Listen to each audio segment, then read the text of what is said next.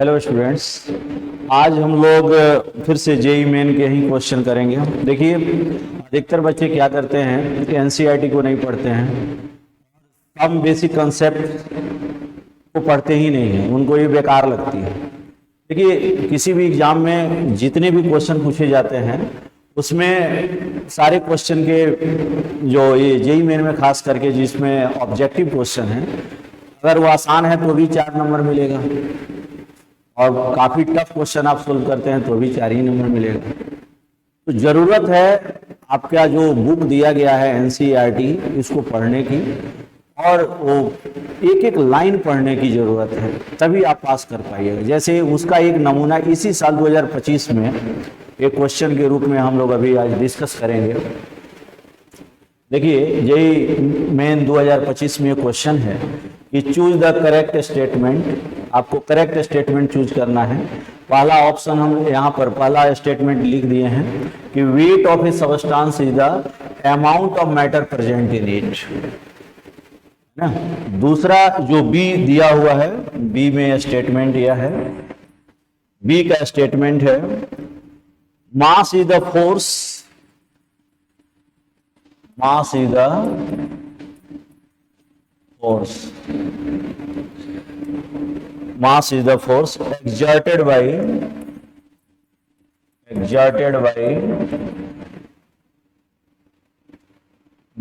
gravity on an object, gravity on an object।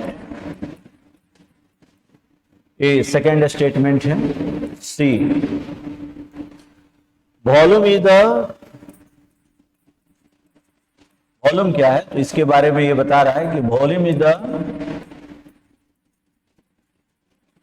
Amount of space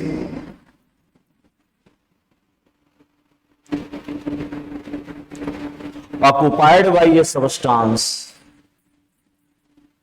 occupied by a substance। Option D, option D, ये statement D है। Temperature below 0 degree, temperature below 0 degree C are possible, are possible in Celsius scale,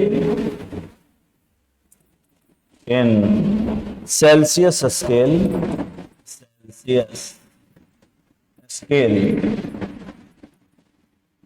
in Celsius scale, but in Kelvin, but in Kelvin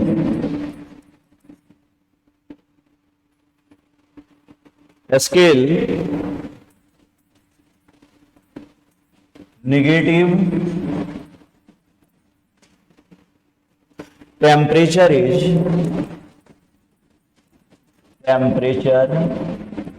is not possible, not possible।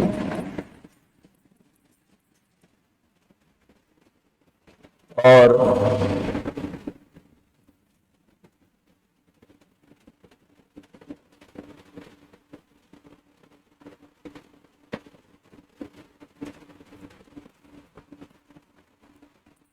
Statement ई भी है, 5 statement इसमें दिए गए हैं। प्रिसीजंस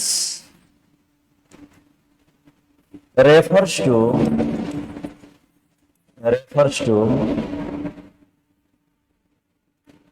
the closeness of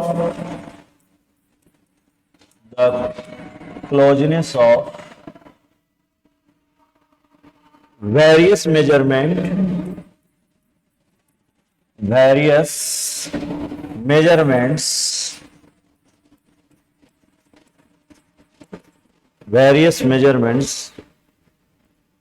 for the same quantity, for the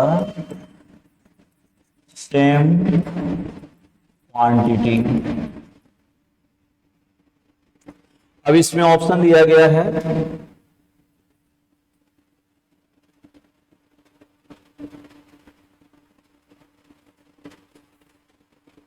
इसमें option है, ए में option दिया गया है B, C and D only. B option दिया गया है A, B and C only, A, B and C only. C option है A, D and E only, A, D and E only. और डी ऑप्शन है C, D and E only, C, D and E only. अब देखिए ये जो question है कितना आसान है। ये क्वेश्चन वही बच्चा बना सकता है जो बेसिक चीजों को पढ़ा है। अगर आप ऊपर जहां का इधर का मटेरियल, उधर का मटेरियल, इस इंस्टीट्यूट का मटेरियल, उधर कई इंस्टीट्यूट्स का मटेरियल बच्चे लोग इकट्ठा कर लेते हैं और पढ़ते किसी को नहीं है।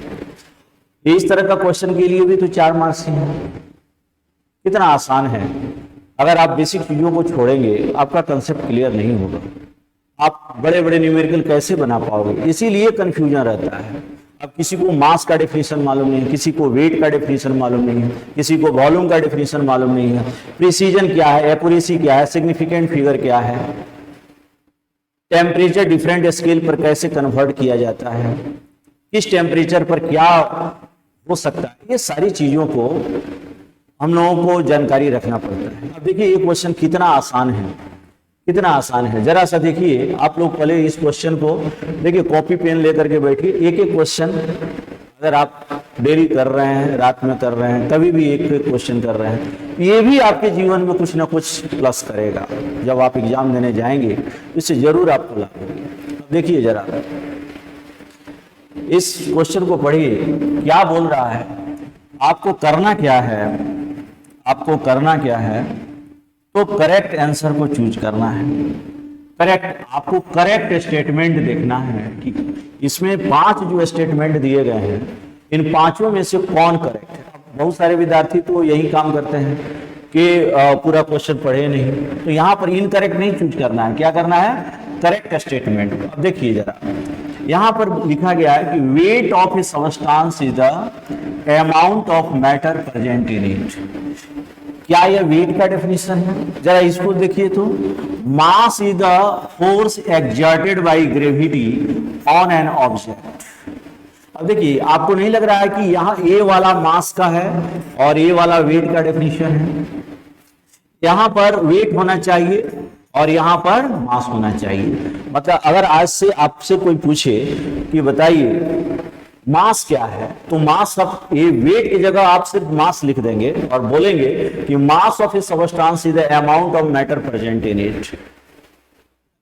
मास ऑफ द सबस्टांस क्या होता है, जितना अमाउंट ऑफ मैटर उस कोई भी सबस्टांस आपको दिया जा रहा है उसमें मैटर का जो अमाउंट प्रेजेंट होता है उसी को हम लोग मास कहते हैं। लेकिन उस मास पर जो ग्रेविटेशनल फोर्स लगता है, उसमें जब उस मास में क्या लगता है, ग्रेविटेशनल फोर्स लग रहा है नीचे की तरफ, तो उस ग्रेविटेशनल फोर्स को हम लोग वेट कहते हैं। हालांकि केमिस्ट्री में वेट और मास अक्सर बोल दिया जाता है, लेकिन मास अलग है, वेट अलग है। मास क्या है, अमाउंट ऑफ मैटर है जो सबस्टांस में प्रेजेंट है, उसको ग्रेविटेशनल फोर्स से कोई लेना देना नहीं, उसमें जी से आपको मल्टीप्लाई नहीं करना है, वो मास है, एब्सोल्यूट है। लेकिन वेट क्या है, वेट ग्रेविटेशनल फोर्स है। फोर्स क्या होता है, मास इनटू ग्रेविटेशनल एक्सेलरेशन। मास में जब जी से आप मल्टीप्लाई करते हैं यही तो फोर्स बनता है, ग्रेविटेशनल फोर्स। और यही ग्रेविटेशनल फोर्स क्या कहलाता है, वेट कहलाता है। तो आप देखिए ये तो एक्सचेंज हो गया। आप लोग अलग से अगर कॉपी लेकर के बैठे हुए हैं तो पहला जो वेट का डेफिनेशन नहीं है मास का है, और दूसरा जो है मास का डेफिनेशन नहीं है, वेट का है। सो ए भी गलत है और बी भी गलत है, मतलब ए और बी तो पक्का नहीं होगा। सी में देखते हैं वॉल्यूम क्या है। वॉल्यूम क्या है जरा देखिए इसको, ये क्या कह रहा है, volume is the amount of space. ये जो पूरा 3 डायमेंशनल स्पेस है, उस 3 डायमेंशनल स्पेस में कोई सबस्टांस जितना वॉल्यूम, जितना अमाउंट ऑफ स्पेस को ऑक्यूपाई करे, ऑक्यूपाई मतलब ग्रहण करना। जैसे हम इस पूरे स्पेस को जहां पर खड़ा हुए हैं, बस यही मेरा वॉल्यूम है, ये पूरा स्पेस थोड़े है। इस स्पेस का जो भी अमाउंट हम यहाँ पर ऑक्यूपाई किए हुए हैं, यही मेरा वॉल्यूम है। कोई भी सबस्टांस है, कोई गैस से किसी वेसल में गैस रखा हुआ है, तो वहां भी यही बात लागू होती है। तो बड़ा ही अच्छा है, ये वाला करेक्ट है कि volume is the amount of substance occupied by A, sorry, volume is the amount of space occupied by A substance. ठीक है, देखिए कितना बेसिक चीज है। मतलब एग्जामिनर क्या जानना चाहता है कि बच्चा मास जानता है कि नहीं, बच्चा वेट जानता है कि नहीं, बच्चा वॉल्यूम जानता है कि नहीं। ये देखिए ये 2025 का क्वेश्चन है। आपको कितना बेसिक लेवल पर, हायर लेवल तो पढ़ना ही है, ये सब चीज सब लोग छोड़ता है। और ये अगर गलत किया तो जीवन भर अफसोस होता ही है। तो देखिए इसलिए मिस्टेक हो सकती है यहाँ पर। अच्छा ये देखिए बड़ा इंपॉर्टेंट, अगर आप एनसीईआरटी पढ़िएगा वहां पर ये लाइन ही लिखा हुआ है कि temperature below 0 degree centigrade, below 0 होता है, बिलो 0 डिग्री, -5, -10, -100, -273.15 डिग्री सेंटीग्रेड तक होता है। लेकिन जैसे ही -273 हुआ, -273.15 डिग्री सेंटीग्रेड हुआ, इसको जब आप केल्विन में बदलेंगे तो -273.15 प्लस 273.15 और ये केल्विन में कन्वर्ट हो गया और ये वैल्यू कितना आएगा, 0 केल्विन।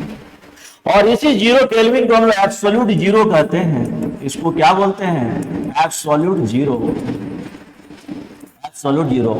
थर्मोडायनेमिक्स, जब थर्ड लॉ ऑफ थर्मोडायनेमिक्स आप पढ़िएगा वहां पर परफेक्ट क्रिस्टल एब्सोल्यूट जीरो पर ही बनता है। ठीक है, अब जीरो से नीचे नहीं जाएगा। तो यहां पर यही स्केल जो एज्यूम किया गया है वहां पर यह है कि temperature below 0 degree centigrade are possible in Celsius scale, but in Kelvin scale negative temperature is not possible. Kelvin scale पर -1, -2, -10 केल्विन, -40 केल्विन, -100 केल्विन ये पॉसिबल नहीं है, ये पॉसिबल नहीं है। तो देखिए कितना छोटा सा नॉलेज है। सबको लगता है कि 0 डिग्री सेंटीग्रेड स्केल पर माइनस है तो केल्विन पर क्यों नहीं होगा, नहीं होगा, क्योंकि 0 केल्विन जो है वह मिनिमम टेम्परेचर लिया गया है ना। तो देखिए डी भी ऑप्शन सही है। अब जो बच्चा प्रिसीजन और एक्यूरेसी को पढ़ा होगा उसको तो ये बात मालूम है कि प्रिसीजन क्या होता है। जब एक ही मेजरमेंट के लिए बहुत सारे मेजरमेंट लिए जाते हैं, रीडिंग लिए जाते हैं, वह रीडिंग कितना क्लोज है इसी बात को प्रिसीजन बताता है। लेकिन एक्यूरेसी क्या बताता है, एक्यूरेसी कहता है कि जितना आपने रीडिंग लिया है पहले उसका क्या करिए, एवरेज निकालिए और उस एवरेज को ट्रू वैल्यू के साथ क्लोजनेस को देखिए। अगर वो क्लोज होगा उसमें गुड एक्यूरेसी पाई जाएगी, उसको आप एक्यूरेट बोलिएगा। लेकिन मतलब एक्यूरेसी किस चीज को बताता है, एवरेज वैल्यू जितने भी रीडिंग लिए गए हैं उन रीडिंग के एवरेज वैल्यू का क्लोजनेस किसके साथ, ट्रू वैल्यू के साथ। लेकिन प्रिसीजन में ट्रू वैल्यू से कोई लेन देन नहीं है, ट्रू वैल्यू से कोई लेन देन नहीं है। क्यों, जैसे देखिए अगर आपको कहा जाए, अगर इस चीज को समझना है तो आप एक काफी साधारण सा एग्जांपल से समझिएगा। जैसे कोई तीरंदाज है, कोई शूटिंग करता है, तो वो लोग क्या करते हैं, वो लोग इस तरह का देखिएगा, ये इंसेंट्रिक सर्किल्स बने होते हैं और इसी पर वो लोग या तो शूटिंग करते हैं या तीर मारते हैं। अब देखिए कोई बंदा आया और आकर के इस तरह से शूटिंग किया, यहां पर मारा, यहां पर मारा, यहां पर मारा, जहां मार रहा है ये एक ही पॉइंट के आसपास, ये देखिए यहां पर तीर मारे जा रहा है और एक ही पॉइंट पर यही इर्द गिर्द मार रहा है, तो ये प्रिसाइज कहलाएगा क्योंकि ये एक दूसरे के नजदीक है। ऑल्दो ये एक्यूरेट नहीं है, लक्ष्य तो यहाँ है, बीच में बैठा हुआ है, यहाँ पर लक्ष्य है। तो अगर कोई व्यक्ति यहां पर बार बार मारे ये तो एक्यूरेट भी हो जाएगा ना, ये तो एक्यूरेट भी हो जाएगा क्योंकि इसके तीर कहां लग रहे हैं, निशाने पर लग रहे हैं।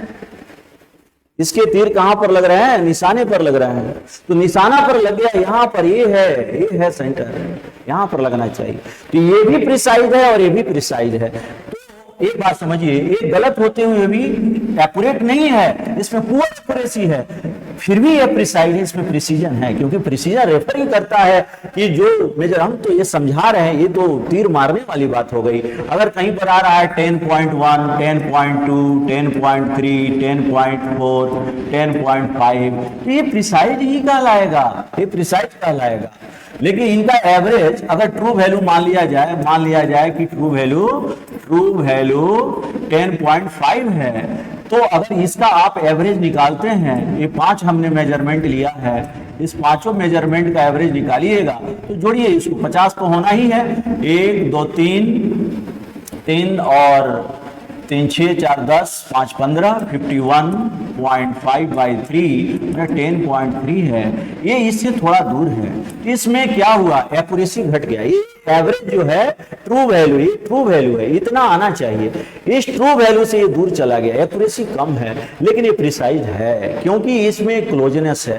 तो अगर हम लोग ये देखें, इस क्वेश्चन को देखें, इस क्वेश्चन पर आइए, देखिए क्या बोला है इसने, क्या बोला है, देखिए तो देखिए ये प्रिसीजन के बारे में बता रहा है, कि precision refers to the closeness of various measurements for the same quantity. एक ही क्वांटिटी के लिए अगर आप वेरियस बहुत सारे 2 3 4 5 मेजरमेंट लेते हैं, आप लैब गए होंगे तो देखे होंगे, या एनसीईआरटी भी पढ़े होंगे तो ये बात जानते होंगे, या सर लोग फिजिक्स वाले सर, केमिस्ट्री वाले सर के जहां भी आप पढ़ते हैं वहां पर ये बात बताया गया होगा। नहीं बताया गया है तो हम बता रहे हैं, अभी इसको आप देख लीजिए, ठीक है। तो प्रिसीजन रेफर ही करता है 2 3 4 जितना भी आपने मेजरमेंट किया है, भले ही गलत ही आपका मेजरमेंट हो रहा है, लेकिन जो गलती कर रहे हैं वही गलती लगभग करते जा रहे हैं, तो आपका मेजरमेंट प्रिसाइज कहलाएगा। तो इस तरह से ई ऑप्शन भी सही है। तो सी डी ई, अब देखिए सी डी ई कहां पर है, यहां तो बी सी डी है, ए बी सी है, ए डी ई है, यहां पर है सी डी ई। सो कौन सा ऑप्शन करेक्ट होगा, C D and E only. देखिए हम ये नहीं बताना चाह रहे हैं कि ये क्वेश्चन बहुत बड़ा है, बहुत ये है, हम सिर्फ ये बताना चाहते हैं, आपका ध्यान आकर्षित कराना चाहते हैं कि आपको एनसीईआरटी भी पढ़ना चाहिए। आप सब बनाइए, प्रीवियस ईयर क्वेश्चन बैंक जरूर बनाइए, एनसीईआरटी जरूर पढ़िए, जरूर इससे आपको फायदा होगा। ठीक है, धन्यवाद। आप लोग मेरे वीडियो को, अगर मेरे वीडियो से आप कुछ गेन कर रहे हैं तो बहुत बहुत धन्यवाद।